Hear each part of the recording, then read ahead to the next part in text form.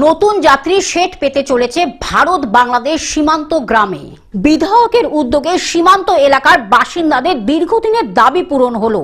বসিরহাটের স্বরূপনগর বিধানসভার কৈজুরি গ্রাম পঞ্চায়েতের ভারত বাংলাদেশ সীমান্তবর্তী ৫৫ তলায় নির্মিত হতে চলেছে নতুন যাত্রী শেড। রবিবার আনুষ্ঠানিকভাবে শিলান্যাস সম্পন্ন হয় এই গুরুত্বপূর্ণ পরিকাঠামো প্রকল্পের। স্থানীয় সূত্রে জানা গিয়েছে ৫৫ তলা এলাকাটি সীমান্তবর্তী হওয়ায় প্রতিদিনই বহু মানুষকে বিভিন্ন প্রয়োজনে যাতায়াত করতে হয়।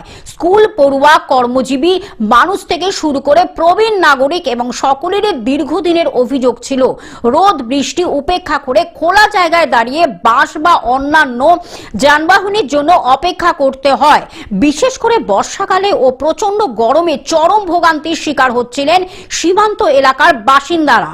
যাত্রী শেড তৈরি হলে প্রতিকূল আবহাওয়ার অপেক্ষার যে কষ্ট অনেকটাই কমবে এবং এলাকায় যাতায়াত ব্যবস্থা এবং নতুন স্বস্তি আসবে বলে আশা করছেন তারা। উত্তর ২৪ পরগনা থেকে সৌমাবু মণ্ডলের রিপোর্ট, গ্লোব নিউজ। এখন থেকে গ্লোব টিভি দেখুন আপনার স্মার্টফোনেও। গুগল প্লে স্টোর অথবা অ্যাপল স্টোর থেকে ডাউনলোড করুন গ্লোব টিভি লাইভ অ্যাপ। এছাড়া জিও টিভি অ্যাপ থেকে দেখুন গ্লোব টিভি লাইভ।